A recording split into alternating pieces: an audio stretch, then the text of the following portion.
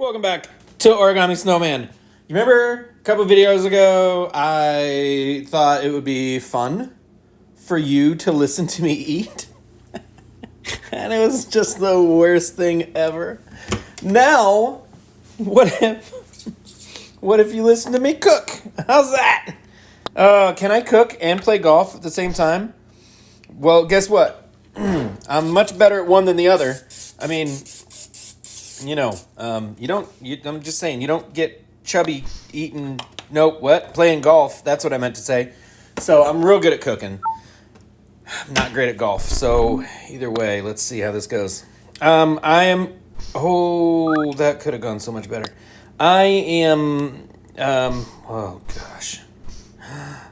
Balls. I'm making, I don't know what you call it. It's like leftover food, I guess. I'm heating up leftovers, and I'm just trying to figure out what to make. I mean, I already got it going on. So the other night, was it last night? Anyway, my darling, delightful, wonderful wife made smash burger tacos. Good Lord, I'm not doing well. Anyway, so we have like leftover. Listen to the sizzle. It's a very, very mild sizzle. It's such a chill sizzle. Anyway, so I'm trying to think. Whatever. She made smash burger tacos, and there's like leftover meat, and that's that. So I'm using the left. I don't know how I'm supposed to finish this whole. This is just an absolute nightmare. So I did not plan this out very well. Ooh, baba. Okay, you're there. Let's get you right up to the ramp, and then you roll back. My hands are greasy from the food, and now my phone's greasy from my hands. No. And if I have to use my phone as a phone, then my face is going to be greasy too. Gross. Anyway. Yep. So smash burger tacos, you guys, they were so good. Well, I only had one. You really only need one. But it was so good. Nope. It didn't hurt that I was starving. Okay, this isn't going to work either, but nope. Okay. So, highly recommend.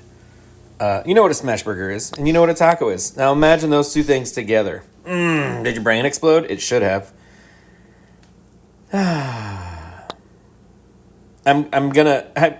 My plan was to get through 50 holes before I had to eat, because I didn't want to make you guys listen to me eat. But it doesn't look like that is gonna happen. Okay, just stay there. Stay on the ledge. Okay, now I just gotta get across the thing. How far do I go? A little bit. Oh, baloney. Okay, hey, we're doing great. Okay, so anyway, I don't know. This isn't a smash burger taco. This is like the meat that was left over when my wife made smash burger tacos, and then I put it in a tortilla, and then I'm just shoved the thing with some cheese into the frying pan to get it all hot and crispy, and then like part of the tortilla isn't getting hot and crispy, so I'll be able to like origami it into a shape that my mouth can get around. Again, I'm not planning things out today. My wife is out of town, so I can be a garbage troll, and it's kind of my safe place, to be honest. I'm gonna shove this food in my face. I'm gonna post this video, and then I'm gonna start reading one of my library books. But I'm not sure which one to read, so that's a mystery that will unfold with time. And then I'll let you know, because everyone is hanging. They're just hanging by a thread. What's he reading? Oh, man. No, it's not Brandon Sanderson. Surprise! Although I do have a few Brandy Sandys that need my attention. But you know what? He's doing fine right now. He's very busy. he's probably not like wondering, why isn't Matt reading my stuff?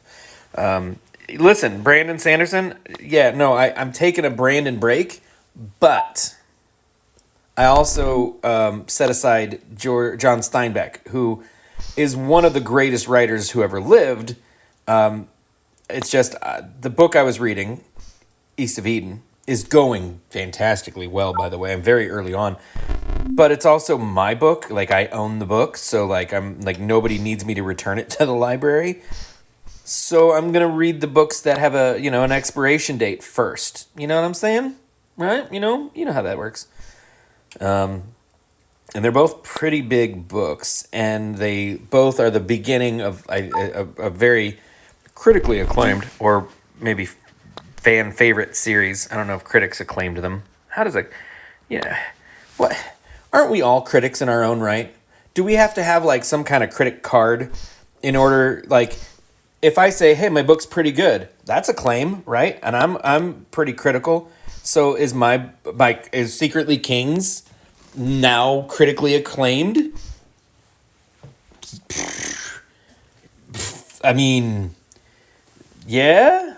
Oh boy, my lunch experiment is not heating up the way I'd hoped. Parts of it are getting hot faster than other parts. Why will the cheese not melt? Curse you, cheese. Oh, I always do this. Oh gosh. Okay. All right, let's see. Here's what I'm going to have to do. Come on. Get over the thing. I'm going to have to plate this, microwave it briefly, and then just hope that was good, right? Okay, so here we get off the frying pan. Yeah. I put in way more effort into my lunches than I ought. Especially considering I am trying to lose weight. I mean, I still gotta eat, right? Right? And why wouldn't I want to enjoy it? Let's try 15 seconds. I know that doesn't seem like much, but the cheese doesn't need a whole lot of, encouragement. Yeah, anyway. It does need encouragement. Matt, he needs to be encouraged. So, yeah. Oh, you're done already? Well, do tell. Oh, look at you. The cheese. Holy cannoli. The cheese did what it was supposed to do. That's good. All right. Yeesh. Oh, yeah, right off the edge there. So I'm one of those people who, when I'm making food in the kitchen, I have to clean as I go. I can't, like right now, like my wife will get all the ingredients out. She'll make her thing, whatever she's making, and then eat it. And everything's all over the place. Like cabinet doors are still open. It's chaos. I can't do that. I can't like fully enjoy the feast when the mess is staring. Good Lord! When the mess is staring me right in the stupid fat face. So I gotta like clean up a little bit. Need to get some water. Oh, there we go. There we go over the thing. Now, gonna need, because this is still, I'm giving it the smash burger treatment. Okay, get up on the nice. Okay, now up the thing. Now I can go gentle into that good night. Hey. Nice. I got 10 holes in. That is all I'm going to do because I want to eat and I don't want you guys to have to listen to me. So give me a second and I'll come right back. Okay, hang on. Okay, I'm back. I'm fed. Kitchen's all tidied up. Yeah. It was very good, if you're wondering. I made a lot of happy sounds while I was eating, which, if you wonder what those are like, go back and listen, watch. Well, I said listen to, but watch the video. Listen to me eat. I do not recommend it.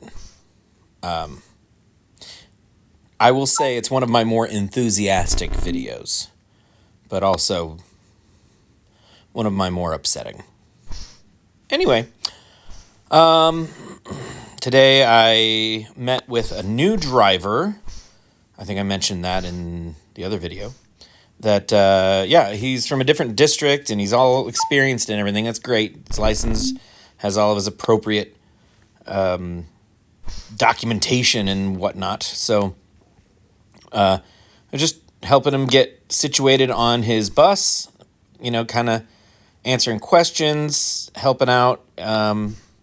He just needs to spend time on the bus. And so, there's buttons everywhere and they all do something different. And he knows what they do. He just doesn't always, imagine switching to a brand new car and you're like, well, hang on. The window control isn't in the exact same spot as my last one. Sometimes the window control is in the center console instead of on the door and, that sort of thing. So, in this bus, there are certain things that are in different places. He's used to driving what we call transit bus, which is like a flat nose bus. Some people call them a cab over. It's just the flat nose.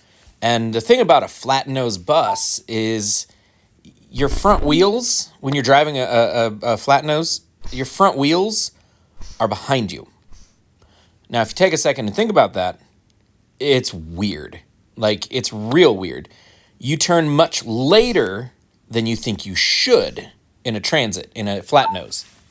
Now, on a standard bus, like a regular old boring bus, we have in our district, it's just like driving a regular car. But yeah, if you're used to driving a flat nose and then you switch to a standard, it can be a little off-putting. There's a little bit of a learning curve. And so we worked with that today, and he did great. He's going to be awesome. He'll be Silverblood's bus driver, and she's going to keep tabs on him. I told him, I said, look out, man. She might smile and look sweet, but she is an 8th grade girl, and 8th grade girls are the meanest people alive. So that being said, I think he's looking forward to, starting a new route in a new district. And yeah, he's a real nice guy, real friendly, very funny, and I think exactly the right personality type for a bus driver. And then tomorrow I get to meet with a friend of mine who thinks she needs a job. She's pretty sure she needs a job. They just need to beef up their income just a bit. And this job is perfect for her because it is the hours are exactly what she needs, and also she's hysterical. She's so funny, and she's so very good with kids because she's practical, and she doesn't put up with crap, but she also knows when it's crap.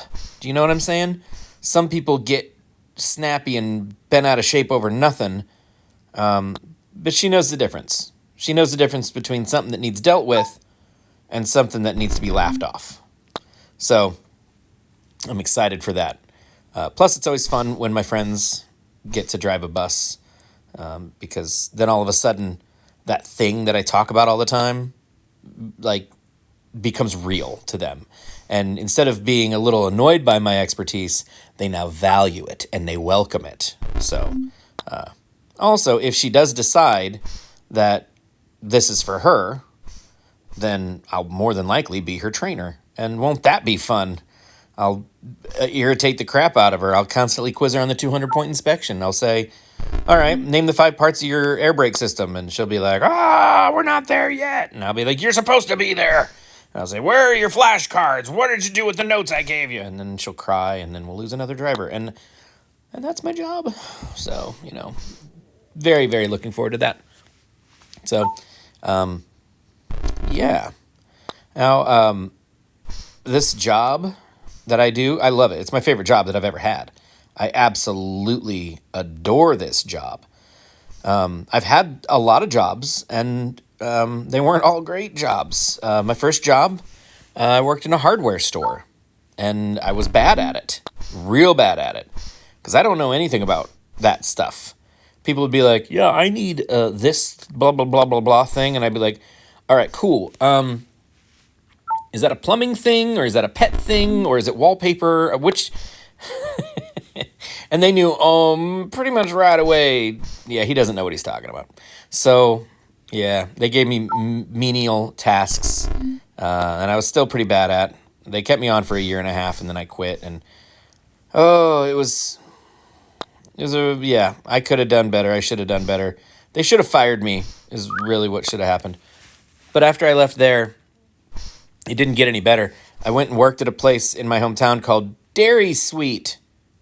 Yep, Dairy Sweet was this cute little, like, kind of burger and ice cream shop. Still there. It's still there. When the place originally opened, and I don't know when it originally opened, but when it originally opened, the sign said Dairy Sweat because they couldn't spell. Now, from what I understand, it remained Dairy Sweat for a very long time. Like, they knew that they'd spelled it wrong, but they were, like, in no hurry to change the sign. So, that's the town I grew up in. But I worked there for 3 weeks, and I hated it. I hated it so much. And then I quit. I was 19. Then after that, let's see, what did I do? I worked a day for a concrete construction place, and their attitude towards certain people groups was shocking, very alarming. And so I was like, these are not my people. This is not the place for me. And so I didn't do that anymore. And then I did landscaping for 6 weeks. And I was also bad at that. I really hated that. The people were great. The people I worked with were great. One guy was, for whatever reason, very, very violently opposed to me existing. The boss made sure we were on different jobs. I have no idea what I did to the guy. He just really hated my personality. I get it. At 19, I was not a great guy. Then after that, I worked at a video store. And that was when I was like, oh, I get it. Some people like their jobs. That makes so much more sense than what I've been doing. You know, I just thought you found a thing and you hated it. You just did it because you had friggin' bills to pay. That was really my understanding of a job. So I didn't realize that there were things out there that people liked doing. I just didn't know it. Not until I worked at a video store. When they were like, here, put on this shirt that makes you look vaguely like you work on a starship in Star Trek, and then go talk to those customers about movies. And I was like, and you're going to pay me for that? You guys are dumb, because I would have done this for free. So, yeah, I worked whenever I could, because it was a fun job. And several of my friends worked there. My friend Nate, my friend Brad. And if you weren't my friend, you became my friend. That's how that job worked. It was so much fun. Unfortunately, video stores kind of don't really exist anymore. And it would be a very long time before I found a job that I liked anywhere near as much as that job. After I worked at the video store, then I got a job in a book warehouse. That was fun. I met some good friends there. That job actually went a long way towards changing my entire life, just through the people I met. I worked there for about 4 years. I was actually pretty good at that job. I working in the shipping department. You know, I had a reputation for being reliable and responsible and conscientious, and you know, I didn't love it. I didn't have a passion for it like the video store, but I was good at my job. I enjoyed it. Like, I was pretty decent friends with the guys who worked there. I got frustrated because sometimes they would just goof off and make it really hard for us to get our jobs done. And when the whole, when one person in the department got yelled at, the entire department got yelled at. Not a great place to work, but it was a decent group of guys, and I still am aware. I'm still like not friends, but like social media friends with a lot of these guys, and that was, holy cow, 20 some years ago. So and I haven't seen them face to face since. So it was a formative job, till I got fired. I got fired for yelling at my boss, who she got the job fraudulently, and she bragged about it. So we all knew she shouldn't have even been there. She didn't know what she was doing. She relied on us to tell her how to do her job, which really annoyed me because the only reason they hired her was because I said, hey, listen, I've been taking all the responsibility for second shift, and it's all been going out on time. Everything's been great. So can you either, and I said it like this because I was thinking, oh, they'll bite at the smaller, they'll go for the smaller. Anyway, I said, can you either hire a second shift lead or, give me a raise? And they hired a second shift lead. But what I think was that they were actually going to probably give me that position eventually. They just needed a little more time. And I blew it because I just snapped at this lady and yelled at her in front of everybody. And even the UPS guy was like, whoa, dude, calm down. So I got fired for that. And so after that, I went and I was the forklift driver for Sam's Club for a little while, not long at all. And then that was right around the time I got married. And then I got a job working at an ice cream factory, which isn't as much fun as it sounds, because it's a factory, and if people want your position, they will backstab to get it. If they're like, oh, I got a friend who needs a third shift gig, and we just got to get somebody fired off of D shift, and then there'll be an opening and we can get this person. That's how it was. And so I had several people try to get me fired a couple times just because they just wanted the opening. Not because I was a jerk. I probably was a jerk. But I have since learned a lot about my personality. Mostly that it's not everybody's cup of tea. Anyway, so I ended up quitting that job to help my wife run a daycare out of our home. I worked at that ice cream factory for about 4 years. And then we did the daycare for 12. And that was a long time to do a job that you were only kind of cool with. I loved the kids. Some of those kids are absolutely amazing and incredible, and I remember them as fondly as you can remember small, illiterate human beings. But they were absolutely incredible and amazing and wonderful, and we have so many funny stories. And it was such an important job, not just what we were doing, but what it meant for me and for my wife. If you are married, and then, okay, when you marry a person, there will be times when you will disagree and you will feel not as fond of them as you would like. And most of the time, you can I'm not going to talk to that person. And you can just avoid them and not talk to them for days. This can go on. Oh my gosh. This can go on for a long time.